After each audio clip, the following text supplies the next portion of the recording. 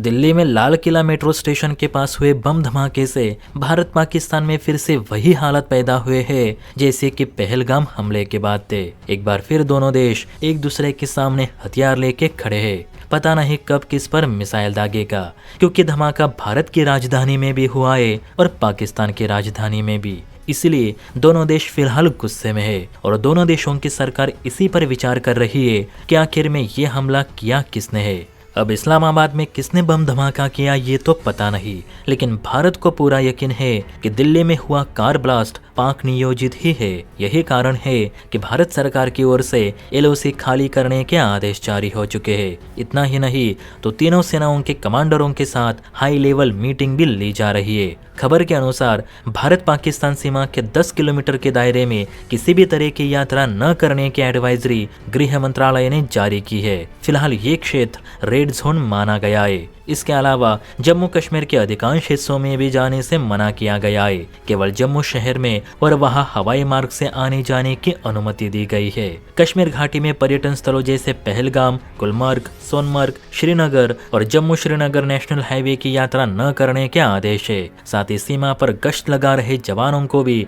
अपनी पेट्रोलिंग और कड़ी करने को कहा गया है। वहीं दूसरी तरफ रक्षा मंत्री राजनाथ जी तीनों सेनाओं के साथ एनएसए अजित डोभाल के साथ मिलकर पूरे मामले की हाई लेवल मीटिंग ले रहे और ये मीटिंग वॉर रूम में हो रही है, ऐसा अधिकारियों का मानना है। पीएम मोदी भी भूटान यात्रा समाप्त कर वापस आ चुके हैं और जल्द वो सीडीएस अनिल चौहान से मिलकर आगे की बात करेंगे। हो सकता है कि आने वाले दिनों में कुछ बड़ा देखने को मिले।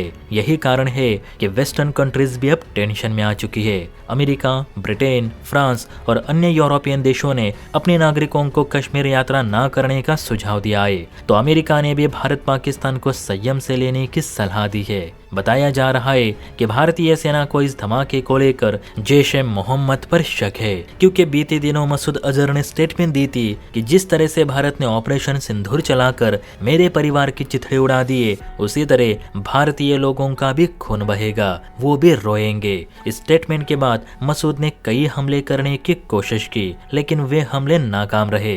लेकिन ये वाला सफल रहा, जिसमें दर्जनों लोग मारे गए। हालांकि इस हमले की जिम्मेदारी तो उसने नहीं ली, लेकिन सेना को पूरा शक है कि यह मसूद अजहर का ही काम है। यही कारण है कि सेना वॉर रूम में किसी बड़े जवाब की प्लानिंग कर रही है, जिस वजह से कश्मीर से लेकर एलओसी तक रेड जोन घोषित कर दिया गया है और सेना के जवानों को भी अलर्ट रहने के आदेश जारी हुए हैं। अब देखते हैं कि जब पीएम मोदी सीडीएस से मिलते हैं तो क्या फैसला लेंगे, और अगर यह हरकत पाकिस्तान ने ही की है तो ऑपरेशन सिंदूर 2 होकर ही रहेगा। हालांकि कुछ लोग इसे चुनावी मुद्दा कह रहे हैं, जैसे जब भी चुनाव आते हैं तो मोदी सरकार ऐसे बम धमाके कराती है और पाकिस्तान पर स्ट्राइक करके चुनाव जीत जाती है। लेकिन हमें इस एंगल से भी विचार करने की जरूरत है कि चुनाव आने पर ही आतंकी हमले क्यों होते हैं। क्या कोई सरकार को गिराने के लिए हमले तो नहीं करवा रहा, क्योंकि सबको यही लगता है कि मोदी चुनाव जीतने के लिए धमाके कर रहे हैं, जिससे लोगों के मन में सरकार को लेकर नाराजगी बढ़ रही है।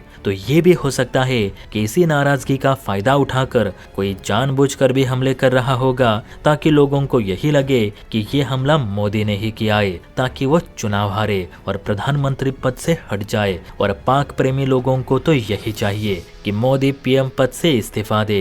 बाकी ये तो मेरा नजरिया हुआ। आप बताइए, दिल्ली हमले के पीछे आपको पाकिस्तान का हाथ लगता है या फिर एनडीए सरकार का? अपनी राय कमेंट बॉक्स में जरूर दीजिए। और हाँ, वीडियो अच्छी लगी हो तो बेल आइकन प्रेस करके चैनल को लाइक एंड सब्सक्राइब जरूर करें। जय हिंद।